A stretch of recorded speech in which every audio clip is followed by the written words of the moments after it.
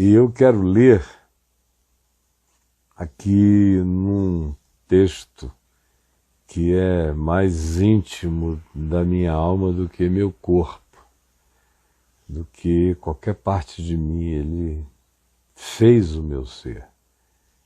É Marcos capítulo 2. Marcos no capítulo 2. E eu quero que você preste toda a atenção da qual você puder dispor. Diz assim: dias depois entrou Jesus de novo em Cafarnaum e logo ocorreu que ele estava em casa. Muitos afluíram para ali, tantos que nem mesmo junto à porta eles achavam lugar, enquanto Jesus anunciava-lhes a palavra. Alguns foram ter com ele, conduzindo um paralítico levado por 4 homens, e não podendo aproximar-se dele por causa da multidão, descobriram o telhado no ponto correspondente ao em que Jesus estava, e fazendo uma abertura no telhado, baixaram o leito em que jazia o homem doente, o amigo. Vendo-lhes a fé, Jesus disse ao paralítico: filho, os teus pecados estão perdoados.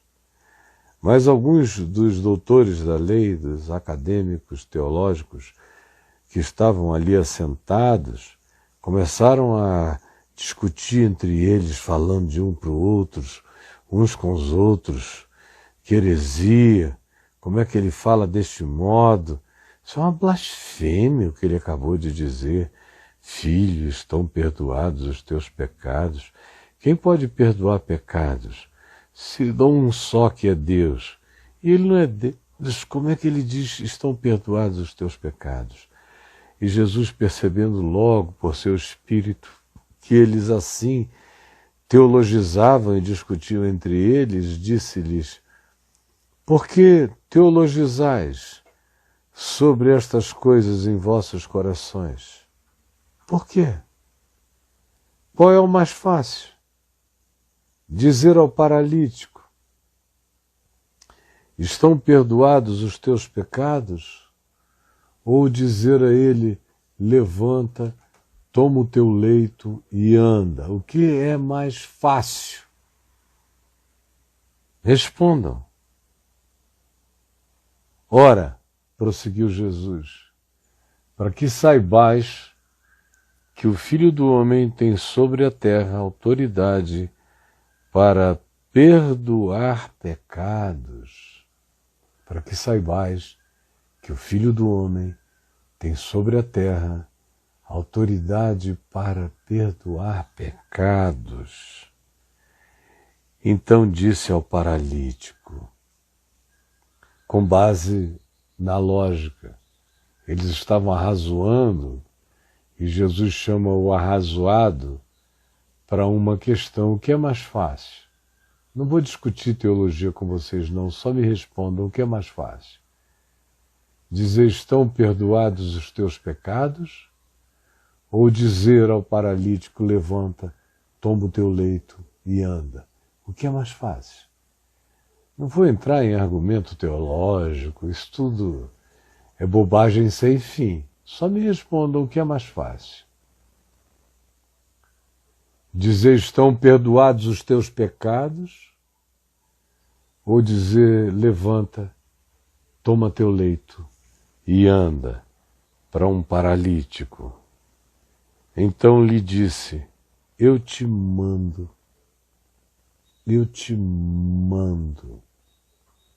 Isso vem do poder do mando, da autoridade, da força, absolutamente conclusiva. Não tem nenhum oponente, não tem nenhum Satanás, não tem nenhum diabolos com capacidade de se interpor entre a fala determinada, obstinadamente misericordiosa de Jesus e o doente, o paralítico, o carente, o amarrado, o preso, o angustiado, sem mobilidade para viver, para existir, provavelmente paralisado pela culpa, porque a culpa paralisa, a culpa nos aleja, a culpa adoece, a culpa se somatiza, a culpa faz você menos que você. Dia a dia ela te diminui, ela te despotencializa. A culpa corta membros. A culpa produz toda sorte de impotência, de murchamento. No caso aqui desse homem, ele entrou num estado de, provavelmente, perda gradativa da musculatura, foi atingido na sua dimensão nervosa, e a paralisia dele era muito provavelmente fruto de muita culpa acumulada. A culpa vai se acumulando e produz efeitos impensáveis na vida e na alma do ser humano. Tem pessoas que, por causa da culpa, sofrem tudo que você não pode imaginar. A culpa gera câncer. Não estou dizendo que todo câncer decorre de culpa. Não é esse o caso. Isso é obscurantismo. E a gente tem que ver as causas. Mas há muito câncer que decorre de culpa, de angústia, de raiva, de ódio, de resoluções emocionais crônicas, porque não dá ao nosso corpo, a nossa mente, a nossa psique, estão todos interconectados, é uma harmonia só, de maneira que se a minha mente se perturba e o meu espírito se angustia, o meu corpo padece, o meu corpo sofre. E pode sofrer de coisas tão graves quanto seja um câncer, a todos os outros tipos de males. Eu já vi gente ficar muda por causa da culpa, muda. Eu já vi gente ficar surda por causa da culpa. Eu já vi gente entrar em estados de cegueira por causa da culpa. Tem gente que fica paralítica, se paralisa, se proíbe de andar, de viver, de se mover, por causa daquela angústia culposa histérica que a culpa pode trazer, paralisando o indivíduo. A culpa é poderosa. A culpa faz com que o indivíduo inteligente reduza as suas capacidades cognitivas. A culpa emburrece. A culpa impede o desenvolvimento amplo, livre, neural do indivíduo na direção de captações e percepções diversas. A culpa encaramuja em si mesma a pessoa. A culpa autolacra o indivíduo. Ela fecha o cofre por dentro e esquece a senha, o segredo, e a pessoa fica presa ali sem ajuda. A culpa impede o amor. A culpa impede a felicidade. O indivíduo boicota a chance da alegria, da felicidade, do carinho. A culpa proíbe você de ser amado, diz que você não é digno, e justamente por isso você, que não se ama em razão da culpa, não recebe acolhimento, não recebe amor, não se permite deixar-se amar. A culpa é o diabo na vida da gente. E ela tem muitas caras, muitas formas, se manifesta de muitas maneiras e produz resultados de natureza nefasta nas dimensões diversas do nosso ser. A culpa pode enlouquecer, a culpa adoece a mente.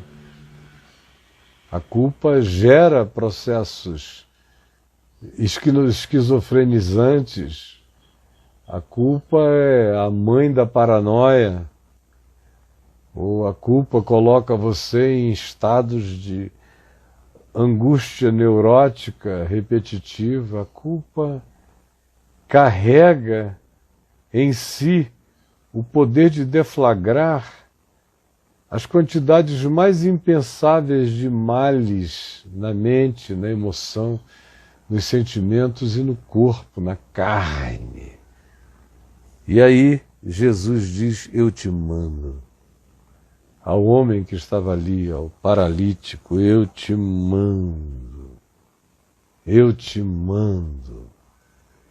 E o que ele manda? Levanta-te, toma o teu leito e vai para a tua casa.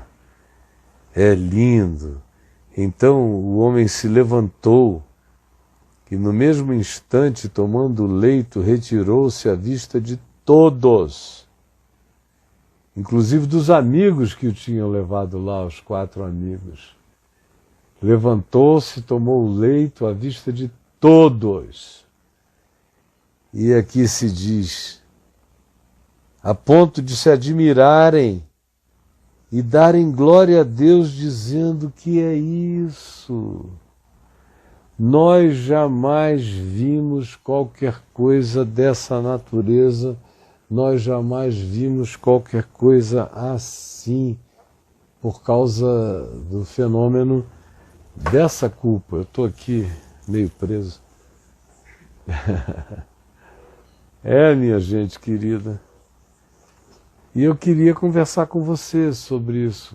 Tem gente aqui comigo que vem vivendo num estado de culpa há muitos anos.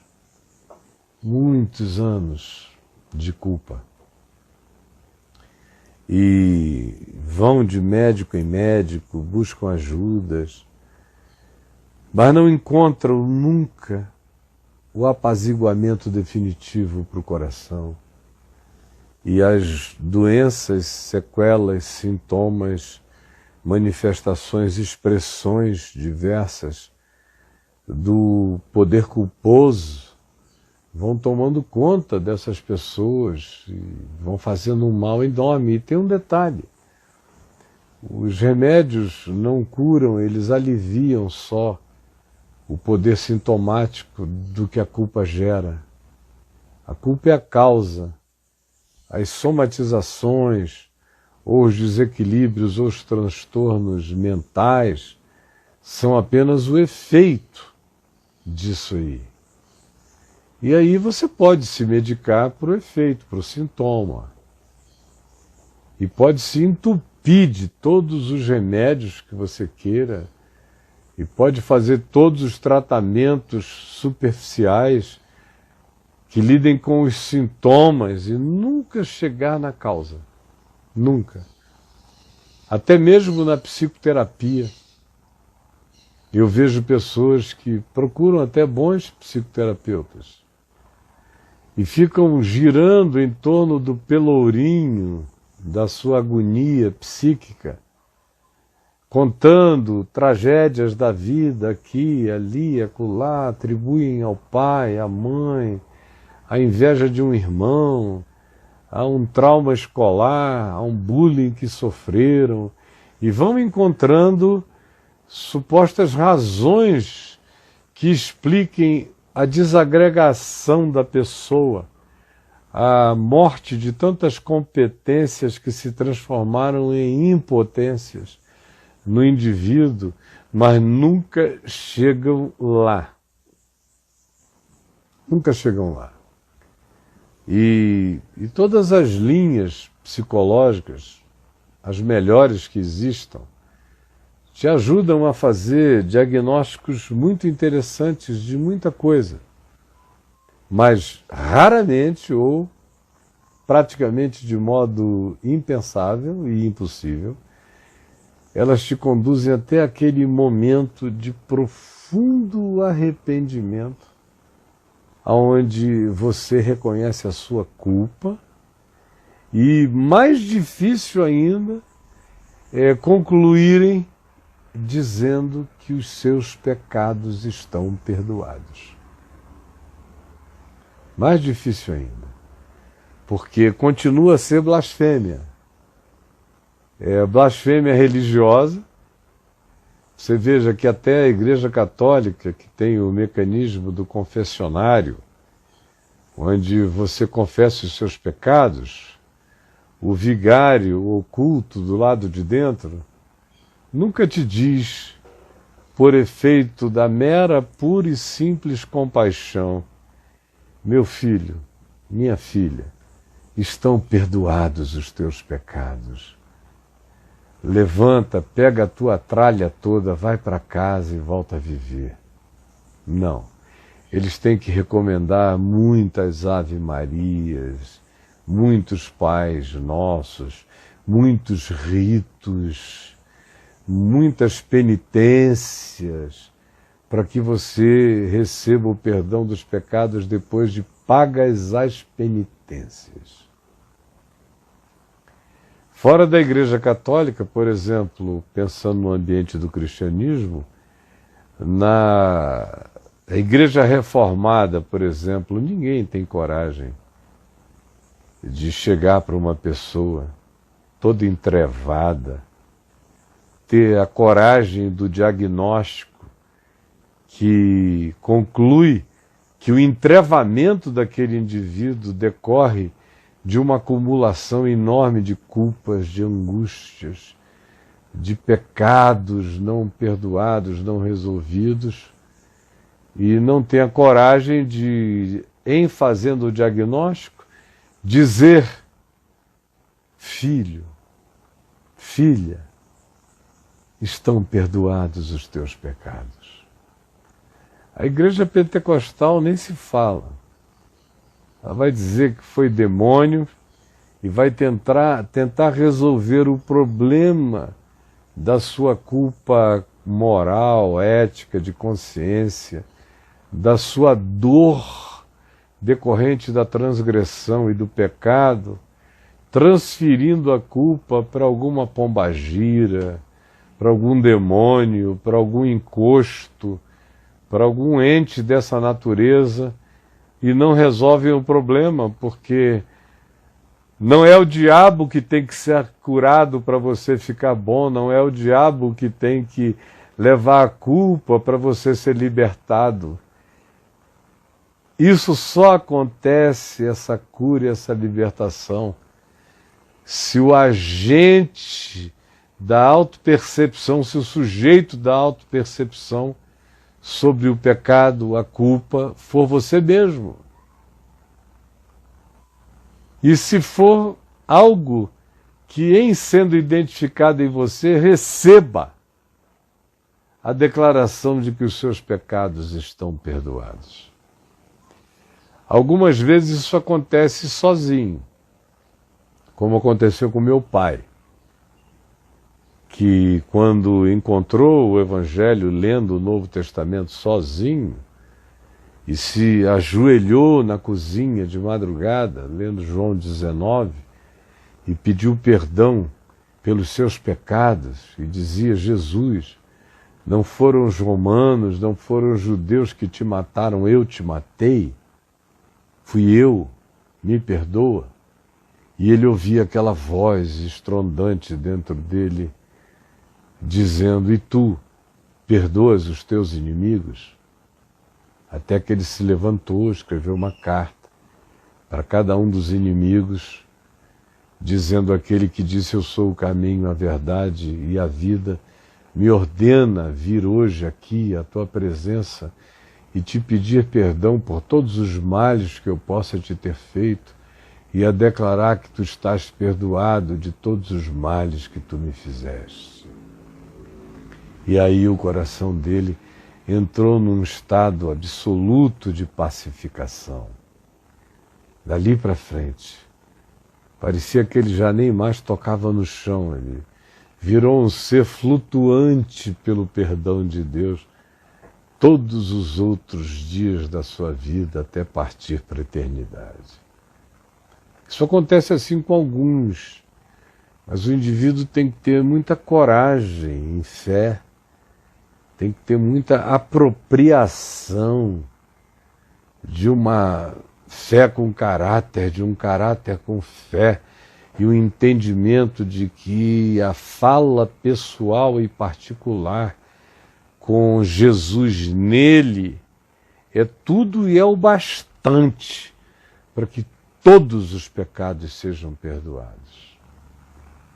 A maioria das pessoas, a grande esmagadora maioria, não toma posse dos seus pecados assim, na solitude do quarto, na quietude do próprio coração, sob uma convicção profunda de arrependimento e uma capacidade em fé de se apropriar da promessa de Deus como palavra perdoadora, sem nenhuma intervenção humana, sem nenhuma mediação humana.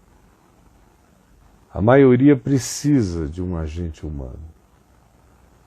E quando eu vi que Jesus disse que o Filho do Homem, e ele obviamente fazia referência a si próprio, recebera sobre a terra autoridade para perdoar pecados, quando isso começou a me impressionar, e eu era ainda um jovem pastor, mas isso entrou em mim com uma força enorme, imediatamente a minha mente associou esse Filho do Homem tem poder na terra para perdoar pecados, recebeu autoridade.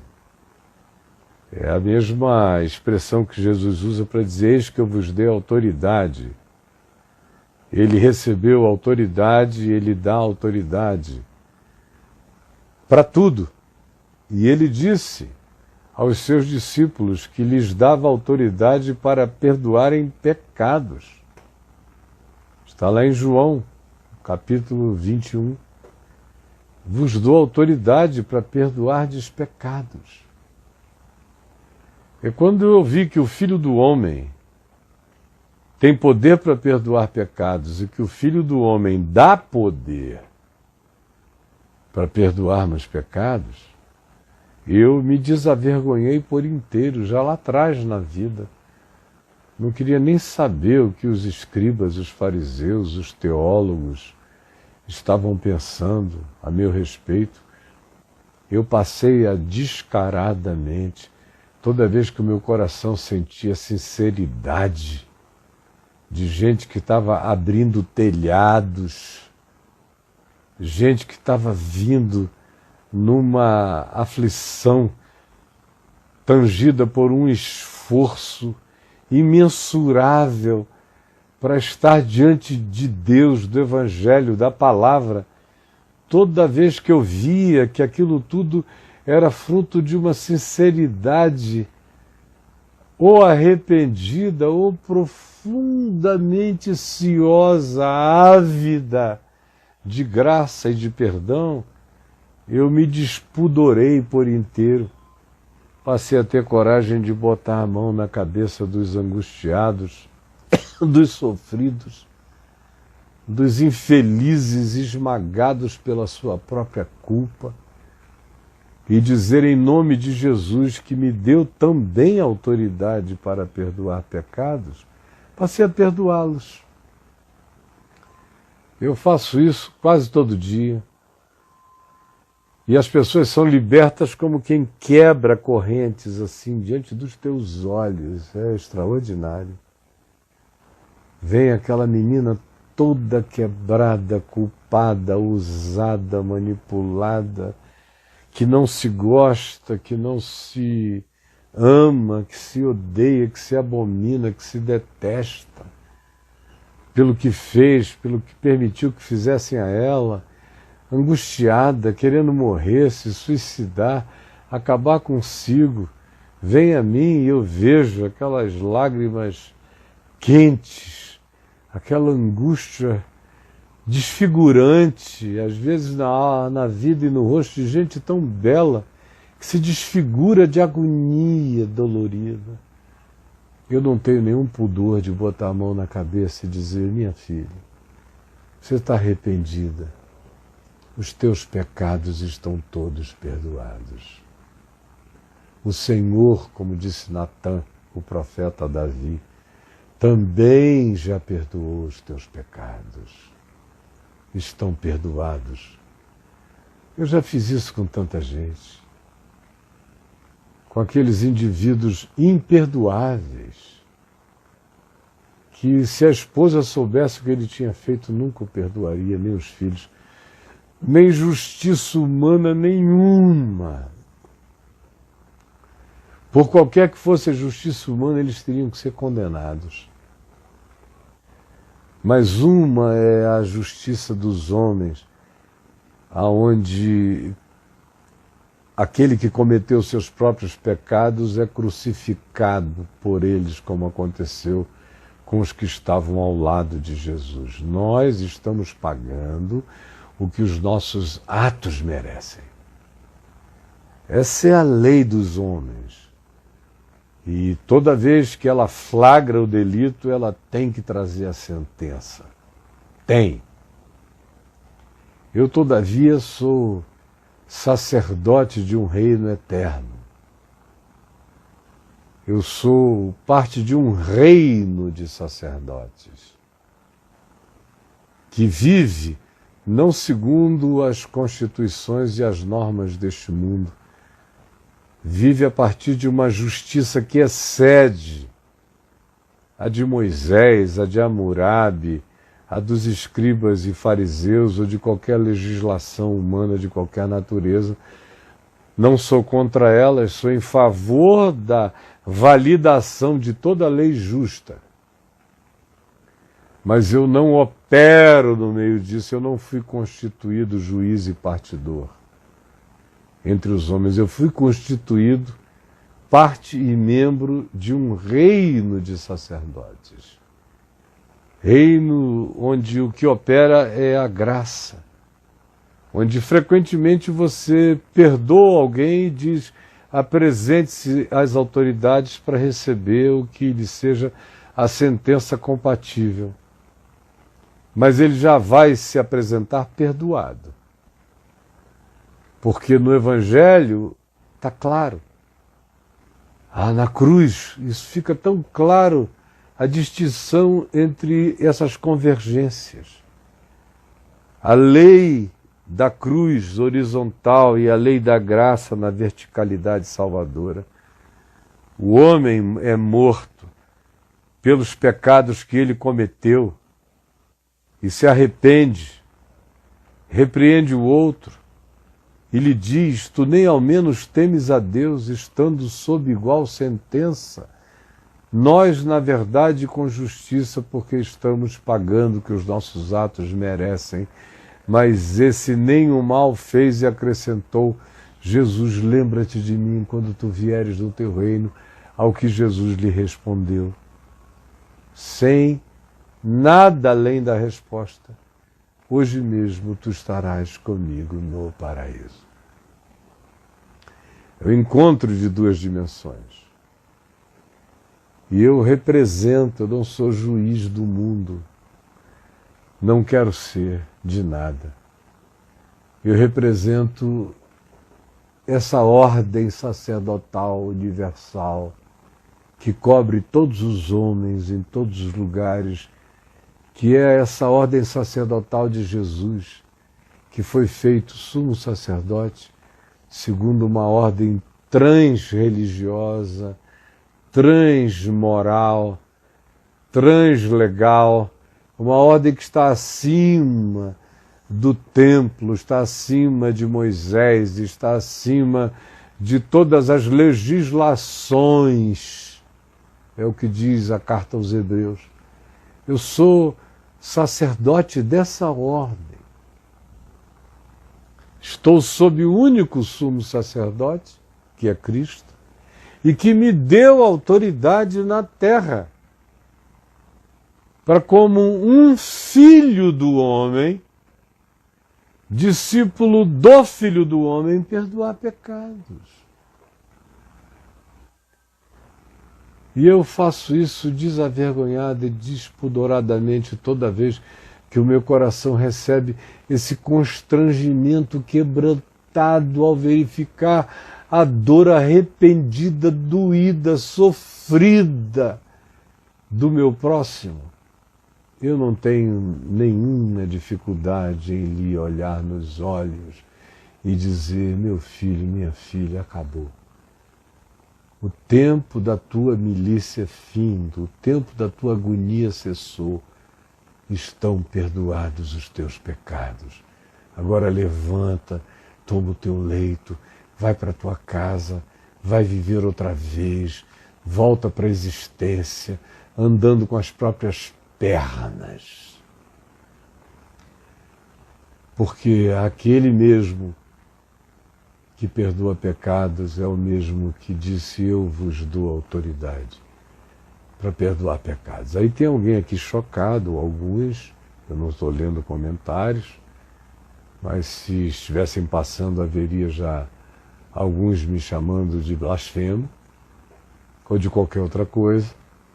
Mas eu lhes digo que nada é mais lógico do ponto de vista da lógica do Evangelho do que exercer esse sacerdócio do perdão dos pecados, do meu próximo igual a mim, por causa da autoridade daquele que já levou o pecado de todos, os meus e o de todos os homens na cruz, e que ressuscitou e ressuscitado me disse: eis que eu te dou autoridade para perdoar pecados. Por que que isso faz parte de uma lógica inquestionável? Porque ele mesmo me deu essa autoridade e transformou isso, antes de ser uma autoridade, num mandamento para mim. Eu estou sob o mandamento de perdoar pecados. Se eu não perdoar pecados, os meus pecados são retidos. Perdoa os nossos pecados, assim como nós perdoamos os pecados dos devedores, dos nossos e de outros tantos. É que a religião diz que você, no máximo, tem a obrigação de perdoar o pecado de quem te ofendeu. Aí você tem isso como mandamento, e Jesus disse que você tem que fazer isso, se for o caso, até 70 vezes 7. Se o cara te perturba, te ofende. Mas, ora, está estabelecido o princípio de que os filhos dos homens têm o mandamento, tanto quanto podem receber a autoridade. O mandamento é para perdoar tudo, perdoar todos, perdoar sempre. E a autoridade é para perdoar não apenas os que me molestam, é para perdoar aqueles que em automolestamento estão a ponto de se destruírem. Porque alguma das coisas que a culpa faz é piorar o indivíduo. A culpa piora o vício. O indivíduo culpado e viciado vai ficar muito mais dependente. A culpa piora a prática do pecado. O indivíduo culpado vai se entregar cada vez mais profundamente ao seu próprio pecado e aos que ele invente e crie venham sobre ele. A culpa tem o poder de gerar feiura nas coisas que já são horrorosas. A culpa carrega o cisel que esculpe todos os pioramentos possíveis na alma humana, de modo que, se você quiser destruir alguém, coloque culpa sobre ela. Aumente a culpa dela. Revitalize a culpa dessa pessoa. Faça-a carregar um jugo pesado, esmagador. Coloque sobre ela preceito, mais preceito, mandamento e mandamento, para que ela não consiga carregar, vá tropeçando. Tanto mais quanto ela tropece, pior ela vai ficando.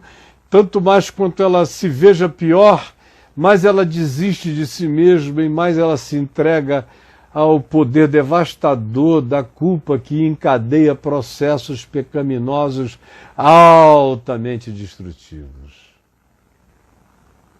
Eu espero que o que eu esteja dizendo aqui a você esteja servindo a você agora e venha servir a muita gente depois desse momento. Eu espero que você envie essa palavra para uma quantidade enorme de pessoas que estão sofrendo mentalmente. Gente querendo se suicidar. É o cara que diz, meu Deus, eu sou gay, eu estou tentando deixar de ser desde 4 anos de idade, não consigo. Quando eu vejo, eu já me apaixonei, eu já me entreguei, eu já estou desesperado, eu não presto. Todo mundo diz na igreja que eu vou para o inferno. Papai tem vergonha de mim, mamãe não quer me ver, meus irmãos me desprezam.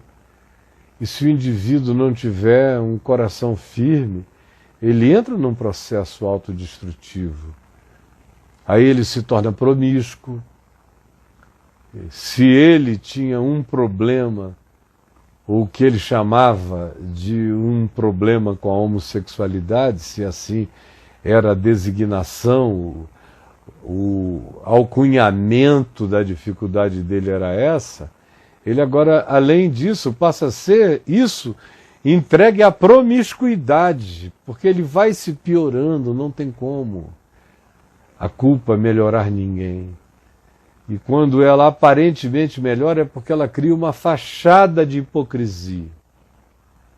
Tem muitos culpados que resolvem vestir uma máscara e fazer de conta que passou. Mas se a culpa não for perdoada, se não se disser a ele com sinceridade, porque ele esteja arrependido, filho, estão perdoados os seus pecados, isso só vai aumentar, crescer, crescer, crescer, e pode vir a destruí-lo.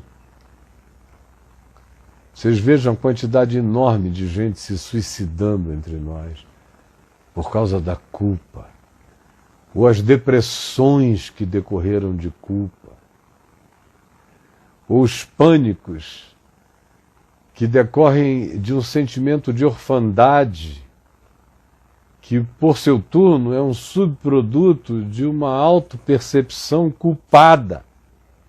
E o cara se sente tão culpado que não se sente capaz de ser filiado a Deus. Deus nenhum quer a filiação dele, ele está só, está órfão no mundo e entra em pânico. Estado de pânico, de solidão, de orfandade por causa da culpa. Ah, meu Deus, eu fico vendo uma quantidade enorme de doenças, as de natureza psicológica, os transtornos, os desequilíbrios, boa parte deles gerados pela culpa e pela acusação, pela inadequação culposa, muitas vezes provocada pela religião. E vejo também a legião de somatizações, de doenças de todos os tipos que vão se agravando com a culpa. Eu não estou dizendo que enfermidades psicológicas ou orgânicas, que todas elas são fruto de culpa ou de qualquer desalinhamento de natureza espiritual, moral, psicológica, mas estou dizendo que uma quantidade enorme o é. E que você precisava pensar nisso seriamente em relação a tratar-se a si mesmo. Se você quiser conversar comigo sobre isso hoje nós não teremos um convidado aqui para a live. Hoje somos só eu e o Braulio. Então você pode escrever para braulio.napolis aqui mesmo, no Instagram, levando a sua questão, sua pergunta, sua angústia, para a gente conversar. Tá bom? Senhor Jesus, eu trouxe a tua palavra a palavra da Boa Nova, próxima dos seres humanos, onde ninguém tem que subir aos céus nem descer aos infernos, porque ela está aqui bem diante de nós, na nossa boca e no nosso coração, para ser crida, para ser apropriada, para ser praticada, para ser declarada e para produzir como boa nova os efeitos libertadores de toda angústia, culpa, pecado, grilhão, prisão, opressão, de todas as naturezas, porque tu nos deste o poder da boa nova, a autoridade para anunciar que essas cadeias estão quebradas e o poder de estender a mão e dizer: estão perdoados os teus pecados em nome de Jesus. Já foram todos levados na cruz, toma posse para ti, ergue-te, põe-te em pé, sai desse buraco, para de ser o teu próprio coveiro, botando terra de agonia culposa sobre a tua própria cabeça. Chega! Os dias da tua angústia passaram. Eu estou aqui hoje com a ordenança de Jesus de dizer: consolai, consolai o meu povo. É no Espírito Santo, é no poder do Paráclito que eu estou aqui para te dizer: estão perdoados os teus pecados, toma posse e vai para casa. Em nome de Jesus, toma posse e vai para a tua casa em paz e reinicia a tua vida. Então escreva no direct do Braulio.Nápoles e a gente vai começar a conversar. Eu vou pegar o Braulio aqui agora. Deixa eu ver onde é que ele está. Se ele já está aqui nessa casinha. Cadê ele? Está aqui. Chamei você, o Braulio está subindo. Amém. Está aí o Braulio. Deus te abençoe, queridão. Tô aqui, Caião. Tá ouvindo, deixa eu tirar gente? de novo os comentários, porque senão eles ficam bem em cima do seu rosto. Tá bom? Amém. Beleza. Tudo Deus certo. te abençoe, meu amigo. Amém, Não estou cortando você, meu querido comentarista, é só para facilitar a visualização. E aí, Braulinho? Beleza. Caião, tava escutando aqui você, já chegou coisa aqui, estamos recebendo. Obrigado pela participação de todos. Hoje tá demais, tá bom, bombando. O cara escreve assim: Caio, todo sistema de dominação coletivo, seja ele religioso, político, etc., tem sempre a culpa como matéria-prima, Caio, além do medo? A culpa e o medo andam juntos? No mundo? Sim. É o que Maquiavel ensinou, não é? Maquiavel disse que o importante não é ser amado, o importante é ser temido. Sim. Então, o mundo, nas suas filosofias ideológicas, políticas e religiosas, não querem a conquista que vem do amor, da paz, do apaziguamento, do coração feito sereno. O mundo acha que isso é muito pouco, que isso não tem raiz profunda, que o que de fato enraiza os indivíduos na obediência é o medo, é o temor. Isso vai da criação de filhos ao modo como pastores e sacerdotes e políticos e governos e autoridades tratam o povo. Mas isso começa frequentemente dentro de casa. Muita criança que vai obedecendo exteriormente os seus pais apenas por causa de ameaças. Muitas ameaças. Eu vou te prender, eu vou te bater, você vai ficar 5 horas de joelho, eu vou te trancar no quarto o dia inteiro. Aí você vai passar o fim de semana sem poder abrir nem a janela e vai botando o terror em cima do cara. Se acontecer de novo, eu vou te internar, vou botar num colégio interno, ou eu vou te jogar numa instituição, porque eu não vou ter trabalho de criar um filho ruim como você. E aí o cara, às vezes, melhora um pouquinho externamente. Mas enquanto ele se contém externamente, ele vai introjetando amarguras, raivas, ódios, rebeliões, revoltas. E na primeira oportunidade que ele tem, aí ele explode isso tudo. Aí os pais ficam assustados, especialmente os pais crentes, que tocam um terror danado. Tem muito menino crescendo e menina crescendo o seguinte: olha, gay vai para o inferno. Aqui em casa a gente não tem nenhuma história de gay. Seu avô, nem seus tios, nem ninguém era gay. Não. Então não inventa essa moda aqui. Isso. Aqui não tem lugar para gay, além de tudo, eu sou presbítero, eu sou diácono, eu sou membro da igreja, eu sou obreiro.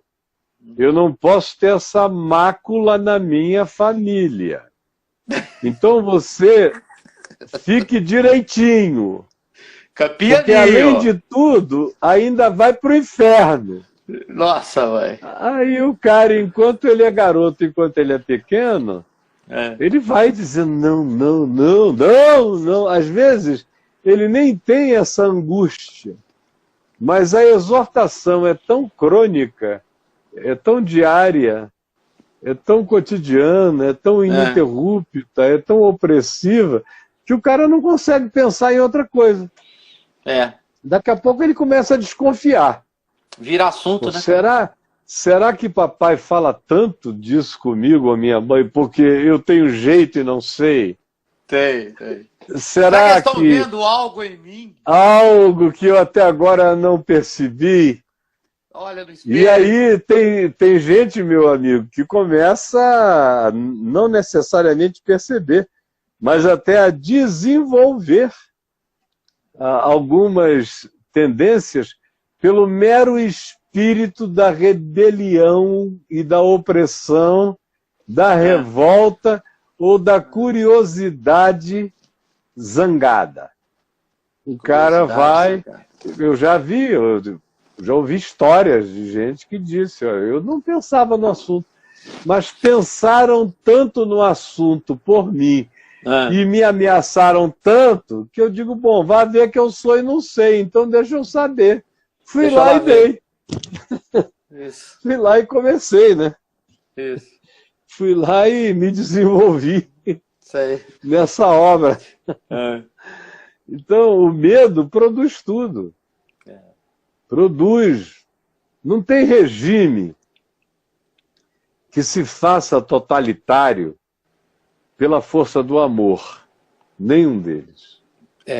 Me conte de um na história humana onde todo o povo veio sem guerra, sem amor, cheio de amor, e disse a um determinado indivíduo: nós queremos que tu reines sobre nós, porque nós amamos o teu amor, a tua justiça, a tua verdade, a tua luz, o teu discernimento, a tua prudência, a tua sobriedade. Quando na história humana? Na história da civilização humana. Isso já aconteceu em lugar nenhum, cara.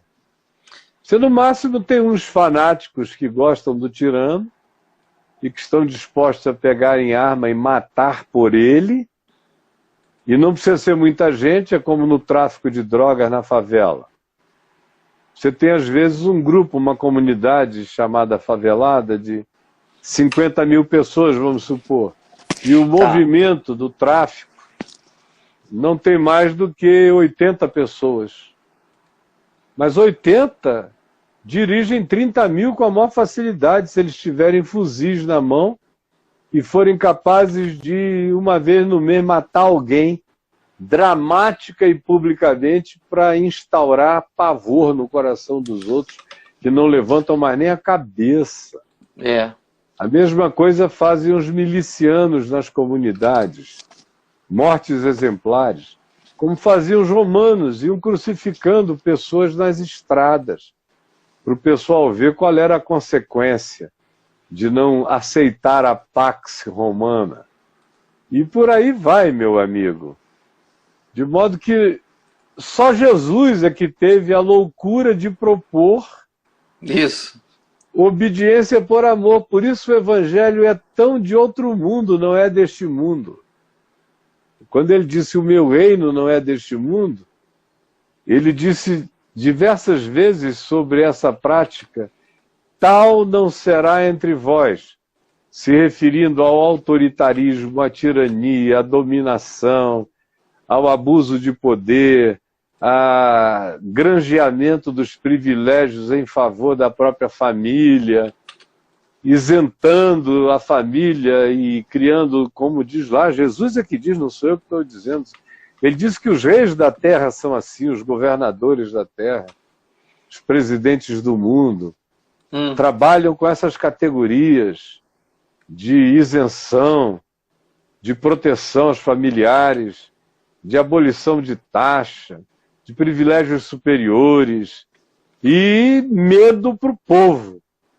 Se você não obedecer, você será punido. Ele disse, entre vós, falando aos discípulos, não será assim. Infelizmente, a continuidade dos discípulos desobedeceu a Jesus e na igreja é assim. É no medo. O inferno é o maior agente de propulsão de obediência hipócrita que se coloca no traseiro dos crentes.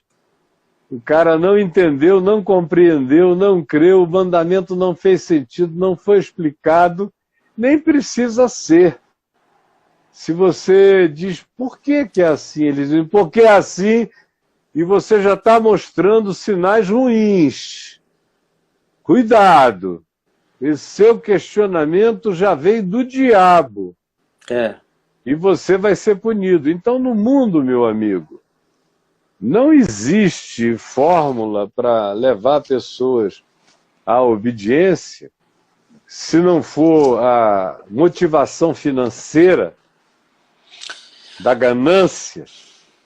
Se você fizer tudo o que eu mandar, você vai ganhar muito bem. Se não for isso, tem que ser medo, tem que ser terror, tem que ser pavor, tem que ser punição, porque o amor não é o bastante. Jesus estava fadado à derrota, ao fracasso. Como Nietzsche disse no Anticristo, ele no livro dele, o Anticristo, acho que ele repete essa frase em outros lugares.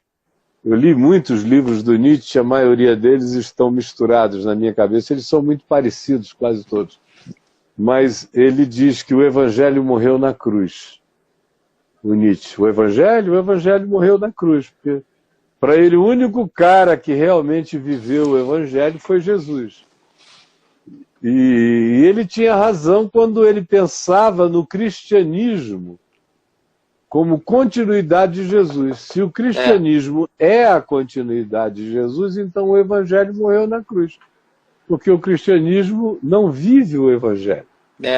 É uma denúncia poderosa. O Kant falou algo parecido também. Ele disse que o vosso Cristo eu quero, né? Eu não quero e aborreço é o vosso cristianismo. O vosso cristianismo é a mesma coisa. Então, talvez muitos ateus estão nessa linha aí também. Tem muitos ateus que ficaram ateus porque disseram, eu não vou entregar minha vida. Não dou conta disso aí. A nenhuma obediência que seja fomentada pelo pânico, pelo medo, pela sentença ou pela punição. Se for isso, eu prefiro existir sem esperança, sem Deus no mundo, mas também sem culpa imposta por terceiros arrogantes sobre a minha cabeça o dia inteiro. Então, para mim, deu. E vão embora. E alguns ficam psicologicamente melhores do que os crentes. Alguns ateus, quando tomam essa decisão, Sim. por causa das razões que eu apontei há pouco, a maioria deles fica com a cabeça melhor do que a dos crentes, porque eles não pensam mais em Deus, o que para eles é uma vantagem. Porque pensar em Deus para eles, a partir do cristianismo, a partir da religião, é pensar em punição, em zanga, em ira, em ódio, em perseguição celestial, na mão pesada de Deus, o tempo todo sobre eles, é pensar em diabo tendo permissão para te ferir, para pintar o 7 na tua vida, para deitar e rolar contra a tua existência. Aí o cara que aboliu essa mentira, aboliu essa perversidade da mente no pacotão, quando Deus era o combo dessa miséria toda. Sim. E o cara joga tudo isso fora e vai se dedicar ao estudo, à ciência, às vezes até como ele tem uma fascinação tão grande por Deus, mas não o Deus da religião, que é insuportável, ele se torna um grande ambientalista. Eu conheço ambientalistas que se dedicaram ao cuidado do meio ambiente por ser a coisa mais próxima que eles tinham do Criador, que era a criação. Que eles já não chamavam mais de fruto do Criador, mas de um acontecimento sublime, divino, que é o ecossistema com toda a sua engrenagem divina e perfeita.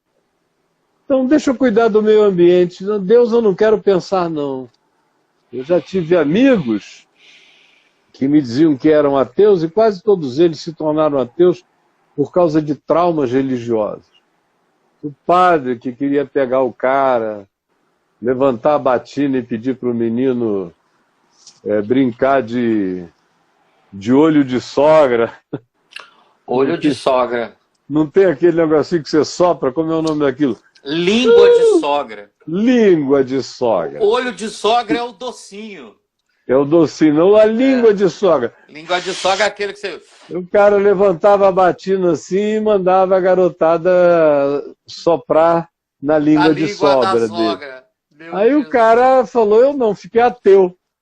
Se aquilo ali é o representante de Deus, Deus não existe. Botou na conta do padre. Né? Ou então, ó, me pega porque eu sinto uma coceira aqui atrás, que pinta adolescente é o que me sara. Meu Jesus Vai, Cristo. por favor, e faz essa massagem por generosidade. Aí o cara, ó, foi embora. Bom, eu posso até gostar de fazer isso, mas não em nome de Deus, né?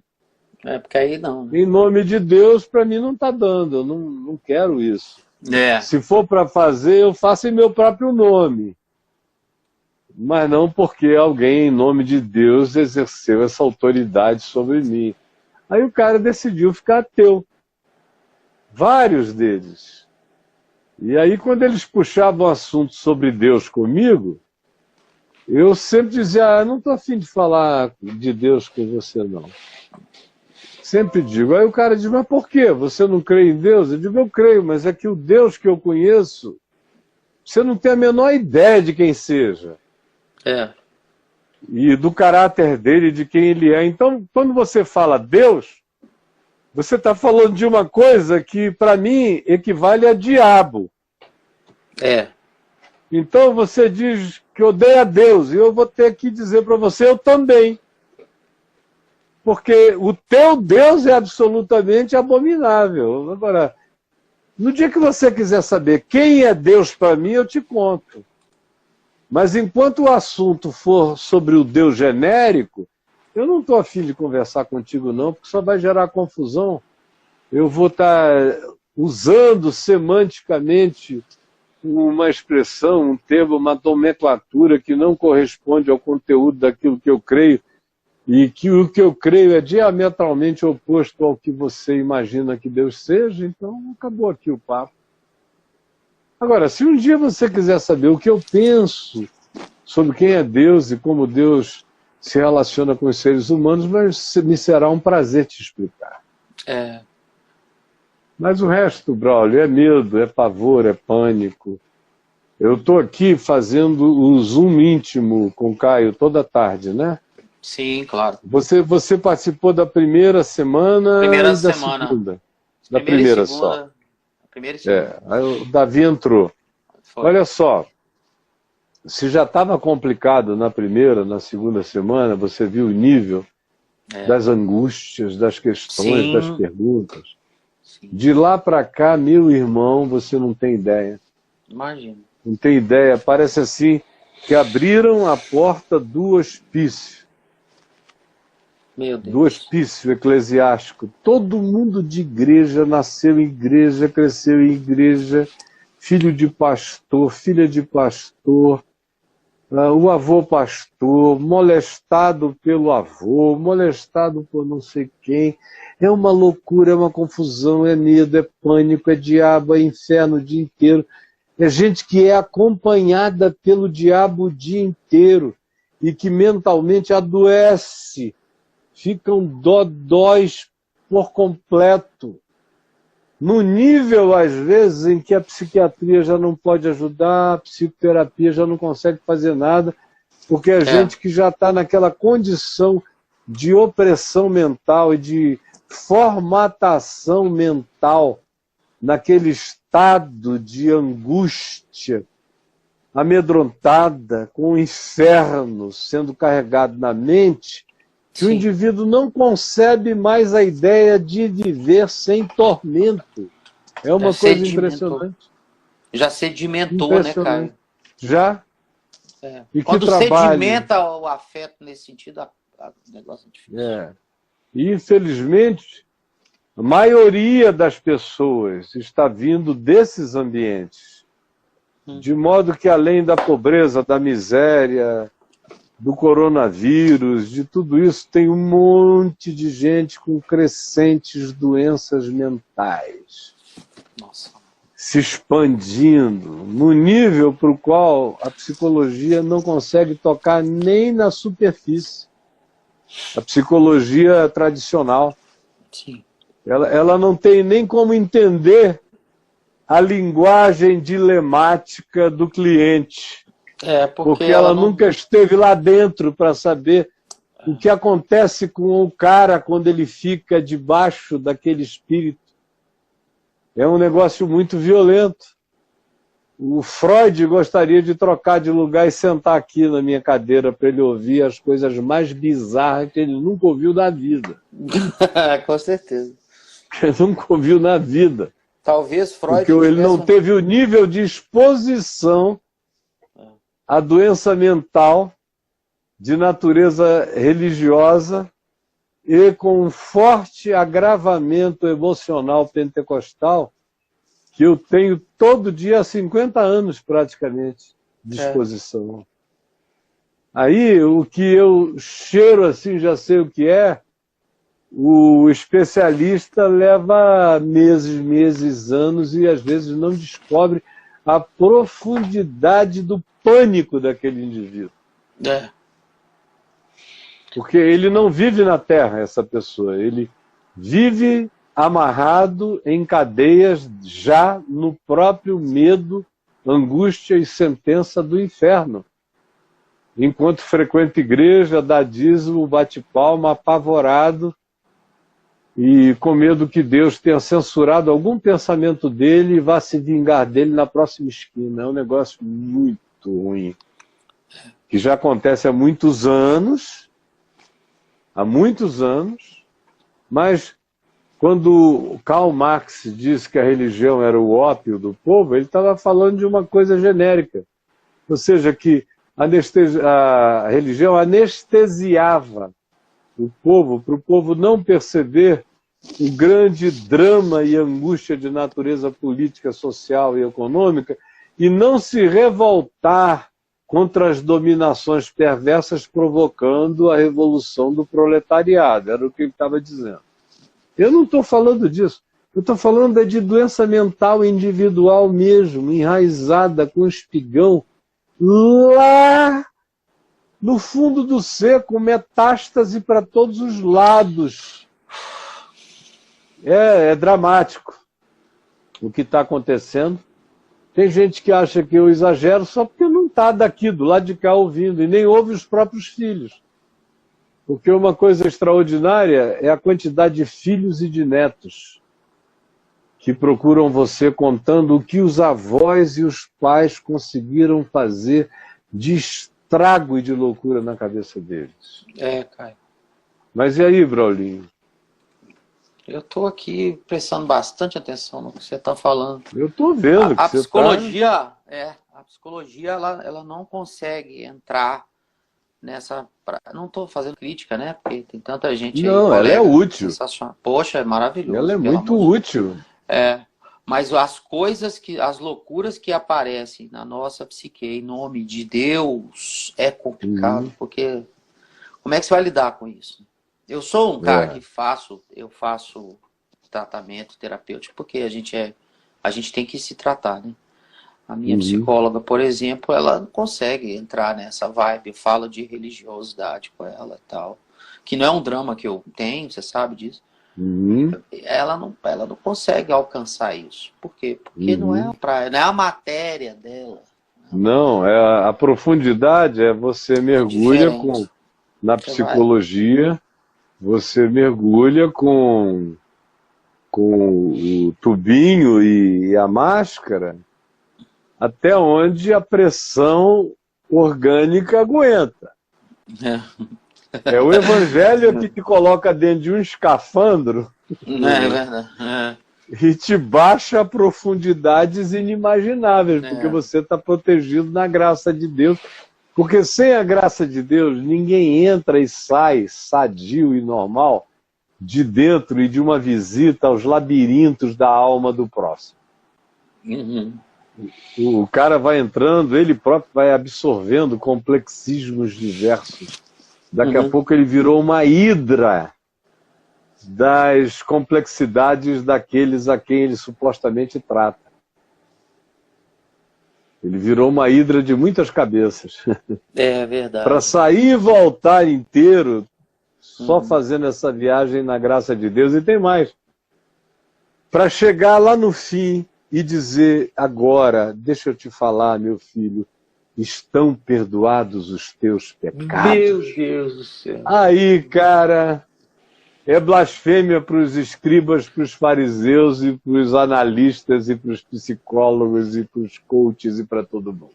É porque a justiça quer a sede, né? E para a constelação familiar também, onde o perdão é sinônimo de arrogância. Coisa maravilhosa. É verdade. É sinônimo de arrogância. Culpa aqui, ó. A pessoa escreveu assim, Caio, olha só isso aqui. Eu trago muita culpa dentro de mim, sabe? Mas eu não consigo me livrar dela porque eu sempre acho que estava realmente errado quando eu fiz o que eu fiz. Como me curar da culpa sabendo que eu errei? Sabendo que errou. Até que ponto, a pergunta final dele, até que ponto, Caio, a falta de culpa em mim é uma demonstração de irresponsabilidade? É o cara que caiu na neurose tão profunda. Você fala de um neurótico religioso que precisa da culpa como validação de responsabilidade pessoal. É um outro aspecto. Eu vejo muita gente que acha que o cara que não carrega a culpa é um indivíduo inconsequente na existência. Sim. Ele não consegue entender que justamente se cria o oposto. Um indivíduo que é liberto de toda culpa, já não há mais nenhuma condenação para os que estão em Cristo Jesus, Romanos 8, esse cara que ficou livre de toda culpa. O cara sem a culpa é Romanos 7. Desgraçado homem que sou, quem me livrará do corpo dessa morte? Que é uma pergunta suicida, né? Um cara que não aguenta mais habitar o próprio corpo, não aguenta mais as próprias contradições, não aguenta mais as pulsões do mamífero, do ente hormonal, do tesão, da disputa, da competição, do Homo sapiens retardado na animalidade predatória. Então, Paulo diz: quem me livrará do corpo dessa morte? Eu quero fazer o bem com a minha cabeça, mas tem um mal que me habita, tem uma pulsão que toda hora me trai. Esse nosso amigo aí, ele só vive nesse ponto da vida, na angústia do cara não perdoado, que não se perdoou. E ele creu e concluiu de que existir com essa amontoação, com esse amontoado, com essa presença de culpa na alma, é o único caminho para ele não se irresponsabilizar na vida. Veja só, como se constrói a própria moral religiosa. A moral religiosa é construída por essa lógica. Eu preciso viver habitado pela culpa, para que eu, pela culpa, me sinta responsável e pela responsabilidade eu não cometa mais coisas. Quando é justamente o oposto, é Romanos 8. Agora, pois, já não há mais nenhuma culpa. Nenhuma condenação. A condenação já vem depois da culpa. Certo. É pela culpa que eu recebo a condenação. Já não há mais nenhuma culpa, portanto já não há mais nenhuma condenação para os que estão em Cristo Jesus, porque a lei do Espírito da vida, a lei do perdão, a lei do está consumado, a lei da graça, a lei do estão perdoados os teus pecados, meu filho. Está tudo pago. Essa lei do Espírito da vida te livrou da lei do pecado e da morte. E é por causa disso que eu posso agora desenvolver uma nova inclinação na direção do que é bom. Porque, como eu disse antes, quanto mais culpa, mais pecado. Quanto mais certeza de perdão, mais santidade. E mais inclinação para a responsabilidade, que é fruto do amor. Mais inclinação para a responsabilidade, que é fruto do amor. Você veja que o que ele falou ainda é daquela responsabilidade provocada pelo espírito do mundo, que é fundada em medo, pânico, ameaça e tudo mais. Ele ainda está lá. Ele não virou a página, ele não entrou no Evangelho, ele não entrou na graça, ele não entendeu ainda que é justamente o perdão absoluto de Deus em Cristo Jesus que me põe o pé no chão da santidade, da pureza, da limpeza, da leveza, do amor. Porque as pessoas também não entenderam que o amor, tanto mais quanto cresça dentro de mim, menos me seduz para o pecado. O amor erótico, o desejo erótico é que me põe em pulsões desejosas, lascivas e consumidoras de carne, faz de mim um canibal sexual e tal. Mas, ou de qualquer outro nível de carnalidade, que não é só sexo. Mas o amor não. O amor paralisa as guerras. O amor depõe as armas. O amor diz: não, eu não tenho energia para esse tipo de combate. O amor desiste dessa canseira de viver para seduzir. O amor não aguenta ter dois mundos. O amor não sabe viver fazendo gestão de mentira, de adultério, de engano, de falsidade. O amor é a própria integridade em si. Mas o pessoal não aprendeu isso na igreja, nem na religião, nem em lugar nenhum. Então o que nós temos é uma sociedade que, da própria secularidade social, a manifestação religiosa dela, ela não só é apavorada, é culpada, é neurótica, mas ela só consegue piorar. Porque tanto mais quanto você acumule culpa sobre as pessoas, no coletivo, pior se tornará essa sociedade. As pessoas só melhoram quando elas conseguem começar a falar delas mesmas sem medo de conversarem a respeito de si próprias, sem condenação de nenhuma natureza. Aí o poder curador, o poder sarador, o poder pacificador começa a se derramar sobre o coração desses indivíduos. Mas e aí, Braulinho? Que coisa linda, Caio. Pois é. Uma amiga, ela fala assim: Caião, a culpa por não ter conseguido amar o meu marido está me matando. Eu era muito chata, egoísta, imatura, com uma alma toda complicada. Eu não conseguia mudar. Eu tentei, mas eu não consegui. E agora, Caio, ele foi embora. A culpa é minha. Me ajuda, Caio. Ajudar, ela gostaria em que sentido? De trazer o marido de volta? Pelo jeito, ela quer se livrar da culpa, da responsabilidade da ida do marido. Não, basta admitir, né? Eu não gostava do cara, acabou, ué. Basta admitir que aquilo tudo não deu certo porque faltava o essencial. Faltava amor entre eles. E se ela, pela falta de amor, tratou muito mal o cara, a ponto de o indivíduo ir embora, não apenas porque não era amado, mas ir embora também porque era maltratado, ela não tem que pedir perdão a ele por não ter conseguido amá-lo como homem. Ninguém tem que pedir perdão a ninguém sobre isso. Desculpa, minha mulher, fui casado com você tantos anos, fiz esforços diários para te amar como mulher, já consegui te amar como uma amiga, uma irmã, uma colega, mas como mulher eu nunca consegui te desejar, então me perdoa. Perdoa de quê? Isso não vem de lugar nenhum, ou nasce naturalmente, ou faz parte de uma química misteriosa, de uma conjunção que é quase um encanto entre seres para que isso brote, ou não vai brotar de lugar nenhum.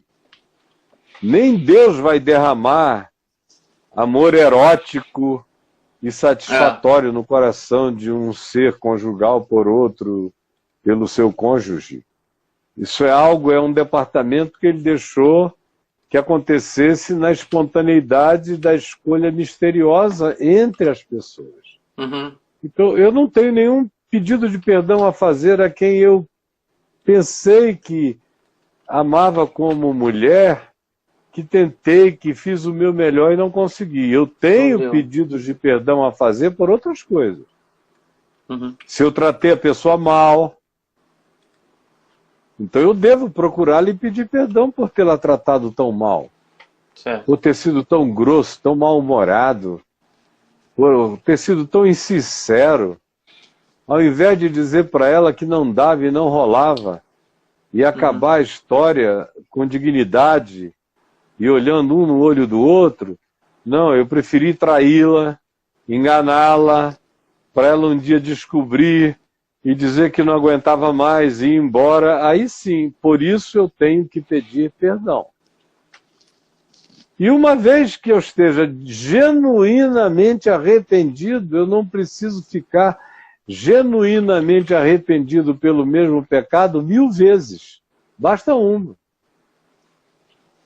Também tem gente que acha que o perdão só lhes virá à vida, à mente, ao coração, se eles viverem assim uma espécie de peregrinação para Santiago de Compostela, de arrependimento, se ajoelhando de passo em passo, confessando tudo de novo, e aí eles adoecem, eles ficam neuróticos, acabam precisando ser internados.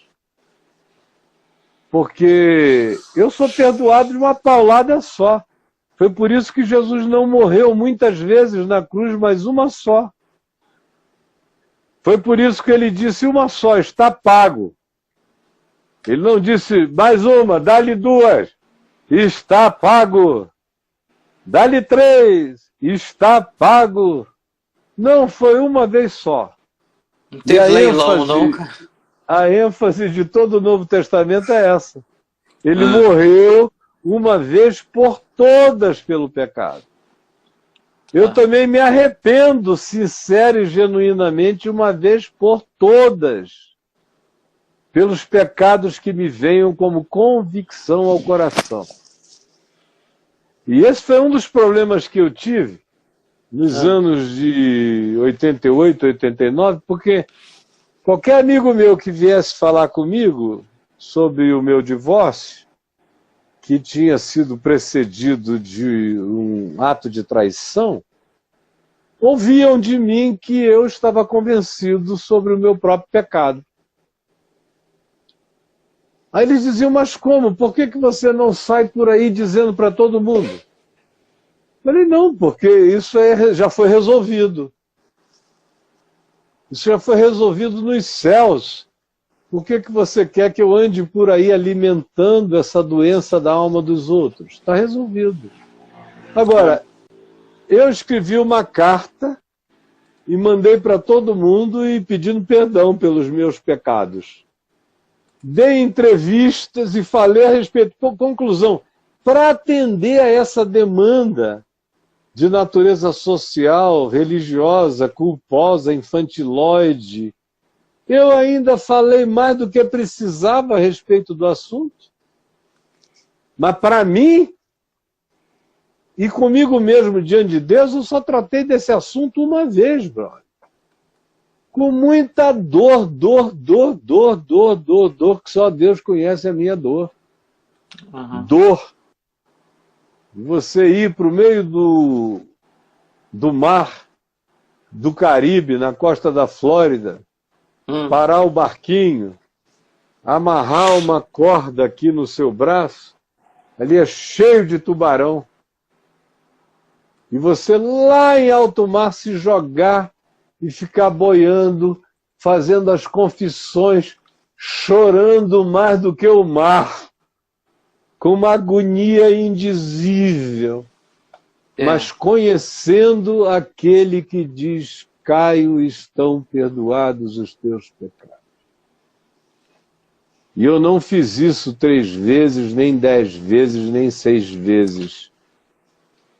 Eu saí, subi a escada do barco, entrei, chorando, sabendo que o caminho era longo, o caminho de reconstituição, de reconstrução, de restauração de vínculos, de relacionamentos, que alguns seriam possíveis, que eventualmente outros seriam impossíveis, porque algumas pessoas talvez não quisessem nunca mais o convívio íntimo que comigo tiveram. Tudo isso eu tinha consciência. Agora, se o diabo aparecesse no barco, meu amigo, eu botava ele para fora no cacete, porque ele sabia que ele estava falando com um homem perdoado e lavado no sangue de Jesus. Como uma vez um garoto que eu praticamente criei na fé, chegou na minha casa com 18 anos, era um surfista, e se converteu comigo, eu batizei, fiz tudo na vida dele, ele vivia lá, eu dava livros, discipulava, ele não perdia uma pregação minha em nenhum lugar, o levei para viajar, fui tentando fazer dele uma espécie de filho da continuidade do meu ministério. Tinha muito carinho por ele. Ninguém entendia por que eu dava tanta oportunidade a ele, por que eu o indicava para tanta coisa. O meu coração se afeiçoou mesmo dele. E não foi pouco tempo, foram 18 anos disso. Levei para os Estados Unidos, o apresentei aos meus amigos que podiam dar uma bolsa de estudos a ele, para ele aprender inglês, para ele isso. Ele vivia e dizia para mim, olha, toda semana ele me encontrava, ele várias vezes na semana, mas uma vez na semana, ele dizia, olha, pastor Caio, Você é meu pai, pastor Caio. Se eu sei falar alguma coisa hoje foi porque eu aprendi contigo. Se eu sei pensar alguma coisa foi porque você me ensinou a pensar. Se eu aprendi a ler, a entender, a discernir, foi porque você foi o meu mestre. Toda semana ele me dizia isso. Eu dizia, não precisa não, fulano, isso é exagero, para. Não, vamos só viver. Você não é meu aluno, eu sou apenas um irmão bem mais velho que te trata com muito carinho, porque eu quero ver você dar muito certo no Evangelho e na vida. Aí um dia, no ano de janeiro, fevereiro de 99, por aí, já depois daquelas ocorrências, ele me procurou no meu escritório me dizendo que ele gostaria muito que eu tomasse logo uma providência pública, definitiva, e que eu não aceitasse mais falar em lugar nenhum. Eu não vinha mais falando em lugar nenhum. Na realidade, o último lugar onde eu falei foi na igreja que ele pastoreava, que foi uma igreja que eu ajudei a fundar e a crescer. Foi lá, última vez, a pedido dele. Ele já sabia que eu estava divorciado e implorou para eu ir. Eu fui e preguei sobre a minha culpa. Preguei dizendo que eu estava jogando o mundo inteiro para o alto, mas que eu não ia perder a minha alma por causa do meu pecado, lá na igreja dele. Aí ele vem, esquecido que a minha última fala tinha sido a convite dele, me dizer uma coisa. Eu falei, por que você está preocupado que eu fale em algum púlpito? Aí ele me disse, é porque eu tenho muito medo que alguém se levante e lhe chame de adúltero, ou que apareça um endemoninhado lhe acusando de adultério. Eu falei, olha só, meu filho, eu ando tão cansado, que se eu estiver em algum lugar, porventura, onde eu não estou nem com vontade de estar e não tenho ido, mas vamos supor que eu estivesse, e chegasse alguém e viesse subindo, me chamando de adúltero, com o dedo apontado, eu quebrava o dedo dele e jogava ele para baixo. Esse cara não existe, você entendeu? Não existe. Para mim, não. E se for o diabo, mais ainda, ele vai ser estapeado em nome de Jesus, porque o meu pecado só existe para vocês, que vão demorar anos para me perdoar e quem sabe nem vão, porque não querem, gostam de me ver com estigma, gostam de me ver com estigma. Agora, anjo, demônio, diabo, meu Deus, e qualquer força universal, meu Deus não me acusa, não me condena, e o diabo não aparece porque vai ser posto para correr, porque todos os meus pecados estão perdoados. Todos. E eu não estou de brincadeira com isso, e o que eu disse então é o que eu digo agora, é o que eu digo em qualquer lugar. Essa é a segurança de que foi feito uma vez por todas, ele morreu por mim uma vez por todas, eu me arrependi uma vez por todas. Se eu não tenho que ficar vivendo arrependimentos por obras mortas, como diz o escritor de Hebreus, porque a religião ensina arrependimento por obras mortas, o cara nunca fica liberto. É o tal do sacrifício de bodes e de touros. Sim. Ele sente um mal-estarzinho, ele faz lá e vai dar uma oferenda. Não, eu vou dar um dízimo dobrado. Ele lembra que como ele não recebeu o perdão de Deus, que é o que pode fazê-lo perdoar-se, uma vez que ele tem experimentado um arrependimento genuíno e profundo, e, portanto, ficar livre definitivamente daquele assunto, daquela conversa, daquela culpa. Como ele não toma posse disso, ele nem crê que isso está feito desse jeito. A maioria é pagã e acha que é pelo seu muito orar, pelo seu muito repetir, pelo seu muito fazer qualquer coisa que eles serão ouvidos ou perdoados. Como Jesus diz, são pagãos, são gentios de entendimento espiritual, eles nem entendem o que eu estou dizendo aqui, e por isso nunca tomam posse da saúde mental, espiritual e de comportamento que o Evangelho traz para todo aquele que tomou posse de uma vez para sempre e não vive com cinismo, é claro. Porque essa é outra coisa. Tem gente que acha que esse perdão é um perdão muito fácil. Você se arrepender genuinamente, se quebrantar, vir, receber, crer e se apossar do perdão. Eles dizem que isso é muito fácil. É fácil porque não foi eles que morreram na cruz.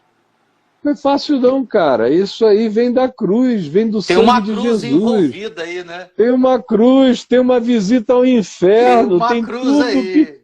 Tem, não, fácil. Fácil. Você não sabe os trabalhos do meu perdoador. Você não conhece a extensão do sacrifício daquele que diz: estão perdoados os teus pecados. Tem o trabalho aí. Tá. Fácil. Que é isso, meu amigo? Você é que não quer que seja verdade porque você quer se auto-justificar. O problema do pessoal é que eles não querem ser justificados pela fé. E terem paz com Deus, como Paulo diz em Romanos 5.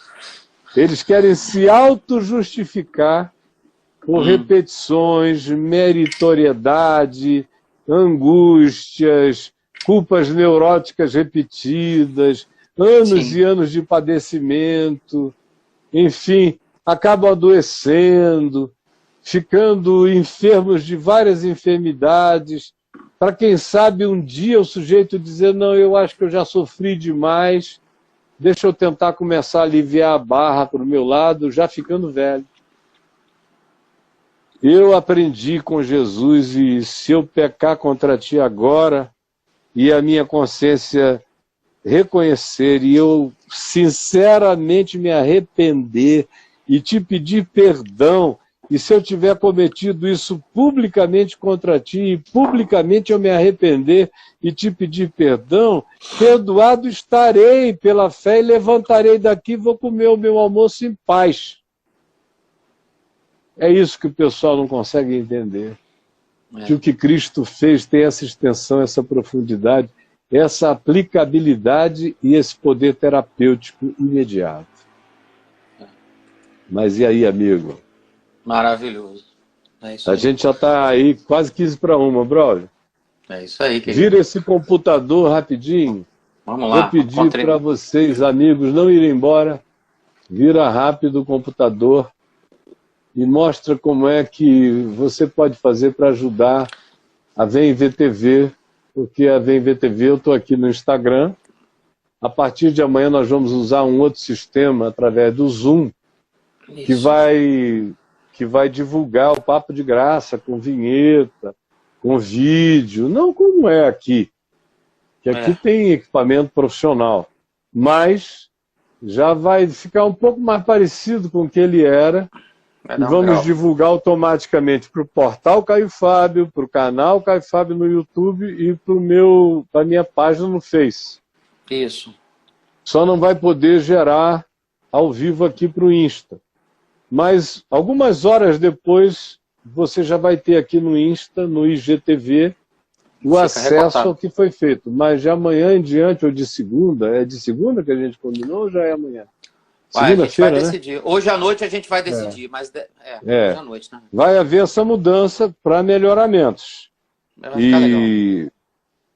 E eu quero que você ajude. Nós não podemos ainda usar o equipamento da Vem VTV por causa do Covid-19. Eu sou um cara com comorbidades sérias.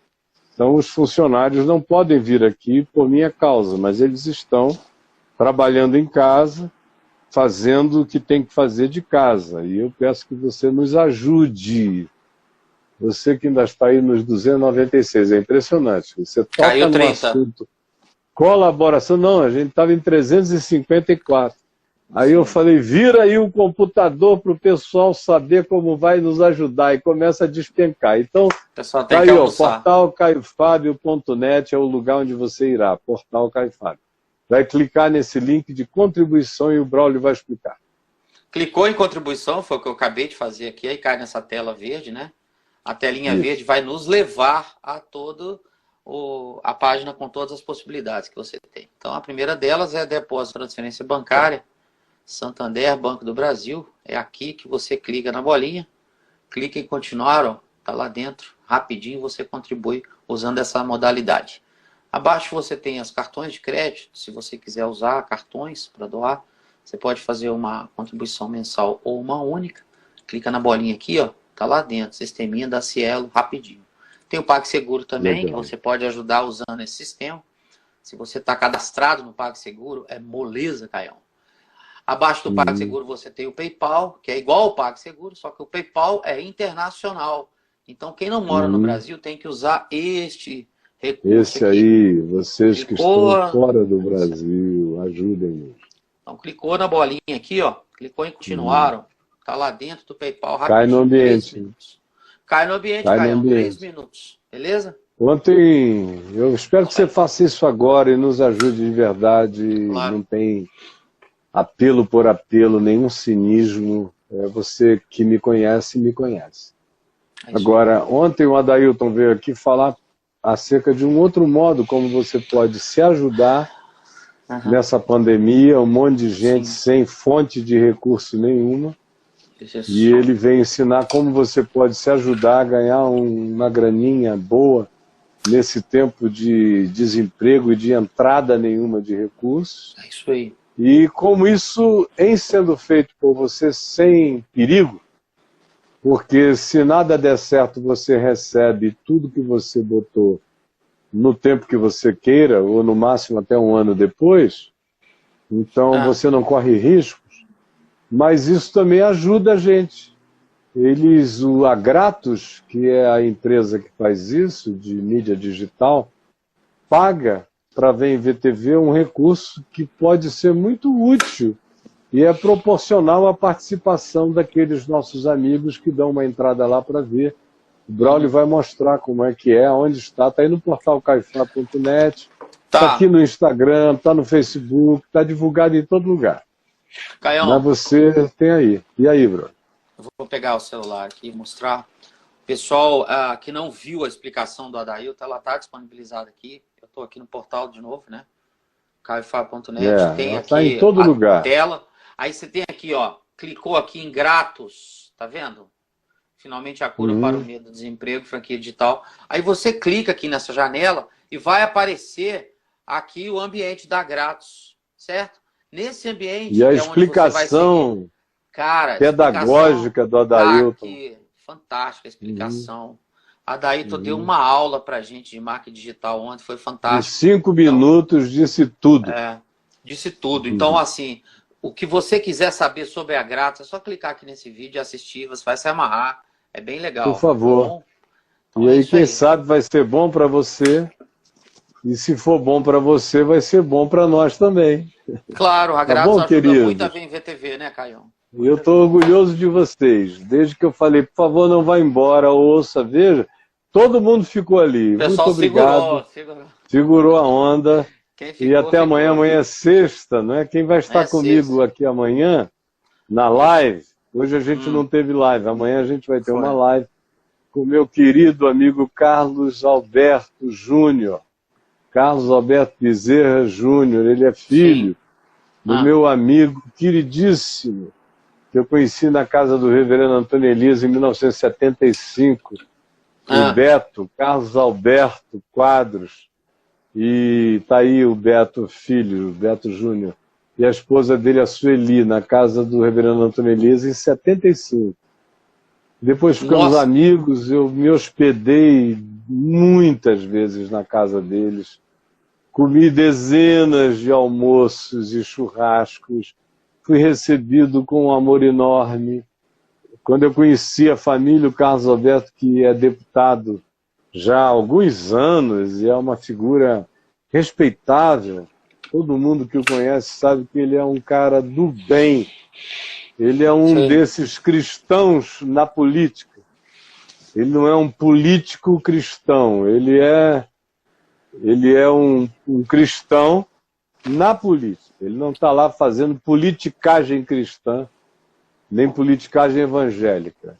Ele só é um cristão inserido nesse ambiente, e ele e a esposa, e prestando grandes serviços. Ele é uma pessoa muito legal, mas eu não estou fazendo propaganda política dele, não. Estou falando da pessoa dele. Claro. A pessoa dele me é muito preciosa há muitos anos. Então, eu não vou conversar com o político, eu vou conversar com o meu irmão que eu vi crescer. Quando eu cheguei na vida da família dele, Legal. ele devia ter, eu não me lembro, mas devia ter uns 11, 12 anos. No máximo. Eu vi crescer, vi os braços dele ficaram longos, os joelhos grossos na adolescência, eu o vi esticar. E ele sempre foi a mesma pessoa, com o mesmo caráter, com a mesma simpatia, com a mesma alegria. Então amanhã eu convido você para estar aqui na minha conversa com o Beto Júnior. Vai ser um grande prazer para mim, tá bom? Beleza. Braulio, bom almoço. Obrigado. Deus te abençoe. Também. Beijo. Paz do Senhor. Hoje a internet não deu pau. Você viu? Graças Só a as Deus. curiosidades da nossa vida. Amanhã vamos ver como é que vai ser. Vamos tentar fazer amanhã. Vamos ver se a gente consegue, tá bom? Hoje a gente tem um teste do novo sistema. 9h30 à da noite noite. a gente vai fazer um teste. Isso. E a Vamos gente ver como é que funciona, tá bom? Vamos ver se a gente faz. Beijos. Gente querida, aqui tem 214. É a nação dos 214. É isso aí, que não desistiram nunca. Não tem a nação dos 314? Sim, Uma coisa Caio. assim? Acho que sim. Sim. Então aqui está a nação dos 216. Você falou é porque tem. Beijo, beijo, beijo, beijo. A paz do Senhor Jesus. Bye, bye, planeta Terra.